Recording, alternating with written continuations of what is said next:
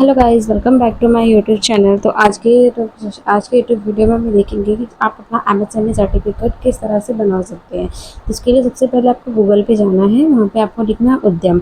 आपको ये ध्यान रखना है कि आप किसी गलत साइट पे लिंक क्लिक ना करें, क्योंकि ये जो कई बार आप क्लिक कर देते हैं तो इस तरह का यूज़र इंटरफेस आता है। तो यहाँ पर हमें नहीं करना है। आपको सबसे फर्स्ट लिंक मिलेगा उद्यम रजिस्ट्रेशन का, उस पर आपको क्लिक करना है। अभी का जो ये ब्लू ब्लू है, यही वाला जो है आपका डैशबोर्ड है, जहाँ से आप अपना उद्यम सर्टिफिकेट बना सकते हैं। यहाँ पे कई सारे टैब हैं। तो कुछ यूज़फुल डॉक्यूमेंट का, प्रिंट एंड वेरीफाई का, जो जिनका बन चुका होता है उनको दोबारा प्रिंट लेना होता है तो वो यह यूज़ करते हैं। ठीक है, अपडेट के लिए भी अलग होता है, बट हम अगर आपका बना ही नहीं है कभी एमएसएमई, तो आप उसके लिए यहाँ पे फर्स्ट टैब आता है न्यू एंटरप्रेन्योर्स के लिए। तो यहाँ पे आप क्लिक करेंगे, सबसे पहले आधार नंबर और नेम ऑफ एंटरप्रेन्योर डालेंगे।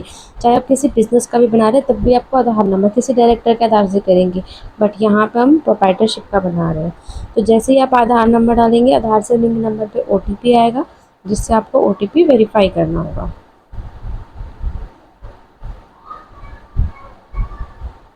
तो आपको इसमें ओटीपी लेके डाल देना है। वीडियो में भी आपको थोड़ी लंबी लगेगी, बट आपको बहुत इन्फॉर्मेटिव मिलेगी। ये जो 2024 में न्यू अपडेट आया है, पहले सिर्फ ऑर्गेनाइजेशन और पैन डालना होता था, बट अब डीओबी भी ले रहा है। तो यहाँ पे जो भी है आपका बिजनेस, अभी हम प्रोप्राइटरशिप का बना रहे हैं तो हम प्रोप्राइटरशिप सेलेक्ट करेंगे, पर्सन का पैन डालेंगे, पैन होल्डर का नेम डालेंगे और उसकी डीओबी डालेंगे, और चेकबॉक्स पे क्लिक करके हम पेन को वैलिडेट करेंगे। इसमें जो नीचे के जो दो ऑप्शन है, पेन होल्डर और डीओबी का, ये न्यू ऐड हुआ है। ठीक है, पहले ये नहीं था, अब ये न्यू अपडेशन आया है। ठीक है, पेन वैलिडेट करने के बाद जो है फॉर्म है वो आगे जो है प्रोसेस हो जाएगा। सिंपल आप कंटिन्यू पे क्लिक कीजिए। आप यहाँ पे रीड भी कर सकते हैं कि ठीक है, पैन फुल्ली जो है वेरीफाइड हो चुका है। कुछ फील्ड्स है डिसेबल हो जाएंगे, क्योंकि वो आपके आधार और पैन से वो फिल हो जाएगा। ठीक है, जैसे नेम हो गया, वो आपका आधार नंबर से, पैन नंबर से वो ले लेगा। ठीक है, एंटरप्रेन्योर का। नेक्स्ट है, आपने प्रीवियस ईयर का आइडिया अगर फाइल किया तो यहाँ पे खुद ले लेगा। आपके पास जीएसटीएन है तो डाल दीजिए, अदरवाइज आप नो कर दीजिए। एग्जेम्प्टेड है तो एग्जेम्प्टेड कर दीजिए। तो यहाँ पे सिंपली आपको मोबाइल नंबर डालना है, ईमेल आईडी डालेंगे। उसके बाद नीचे ये कुछ कैटेगरीज के डिटेल्स दिए हुए हैं कि ठीक है, ओबीसी है, एससी है, एसटी है, वुमेन है, तो पार्टनरशिप में इतना शेयर होना चाहिए, कोई कोऑपरेटिव है तो इतना शेयर होना चाहिए, प्राइवेट लिमिटेड कंपनी है तो इतना शेयर आप कंट्रीब्यूट कर सकते हैं। नेक्स्ट है सोशल कैटेगरी क्या है आपकी, अगर आपको नहीं पता, ठीक है, तो आप सिंपली जनरल डाल दीजिए, अदरवाइज जो भी है वो डाल दीजिए। उसके बाद जेंडर फिल करेंगे, कोई डिसेबिलिटी है वो डालेंगे। नेम ऑफ एंटरप्राइजेस आप डालेंगे, जिस भी नाम से आपका बिजनेस ऑलरेडी है या जो भी आपको बिजनेस का नेम बनाना है।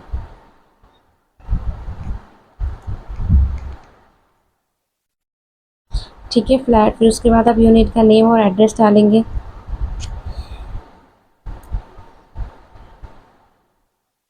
जो भी आप नेम ऑफ एंटरप्राइजेस यहाँ पे डालेंगे, वही चीज़ आपको प्लांट यूनिट में डाल के आपको सिंपली ऐड कर देना है।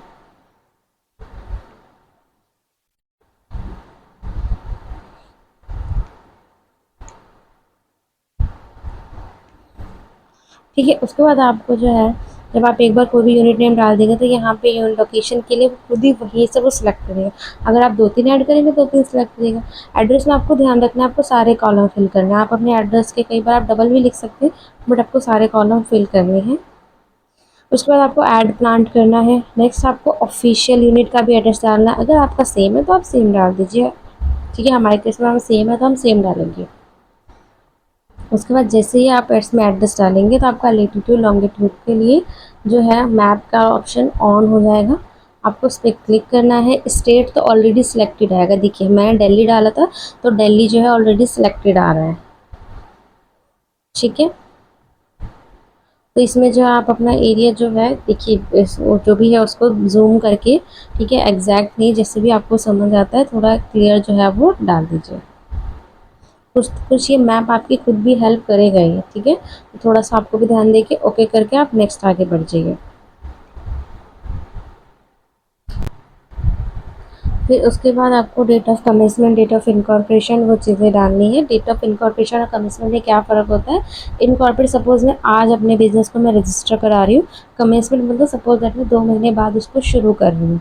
ठीक है, तो वो ये फ़र्क होता है। मैक्सिमम केसेस में दोनों सेम ही होता है, आप सेम भी डाल सकते हैं, अलग भी डाल सकते हैं, बट ठीक है हमारा इसी जो मैं बना रही हूँ, ये जो हमारा बिजनेस है ऑलरेडी 2 साल पहले से रनिंग में है, तो हम इसमें पुरानी डेट डाल देते हैं इनकॉर्पोरेशन, क्योंकि जीएसटी वाली डेट है वो हम डाल देते हैं। कमेंसमेंट में जो है सेम ही डेट डालेंगे, ठीक है, क्योंकि सेम ही डेट पे हमने जीएसटी लिया और क्लाइंट ने शुरू कर रखा था।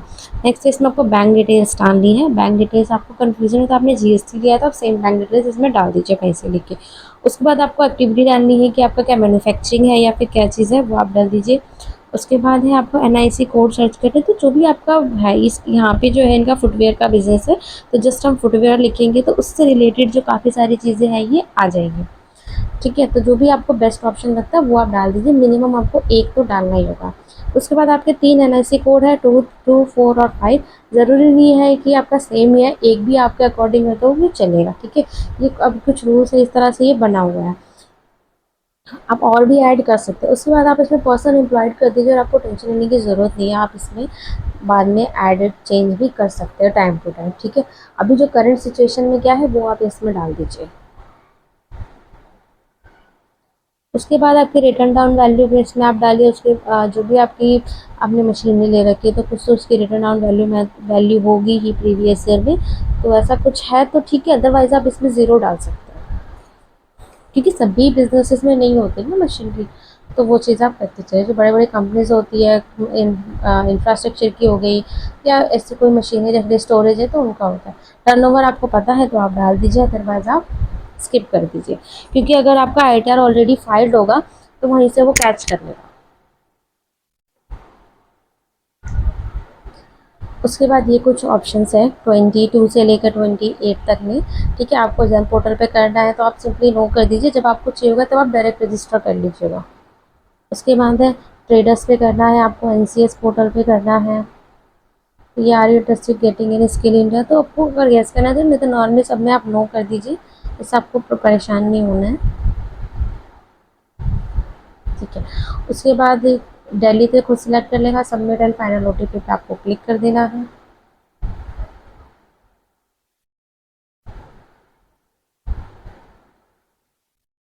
ठीक है। अब यहाँ पे ब्लैंक हमने छोड़ दिया था, कुछ भी फॉर्म में एरर होगा तो वहाँ पे लेके जाएगा और वहाँ पे फिर आप डिटेल्स भरिए, तब जाके जो है फाइनल सबमिट के लिए ओटीपी जाएगा। तो यहाँ पे आप डिटेल डाल दीजिए। उसके बाद सबमिट एंड गेट, अब यहाँ से पूछेगा are you sure that you enter correct data, तो ठीक है, आपका मोबाइल नंबर करेक्ट होना चाहिए जो आपने डाला है, क्योंकि उसी पे ओटीपी आएगा। ओटीपी डालेंगे, वेरिफिकेशन कोड डालेंगे, फाइनल सबमिट करेंगे।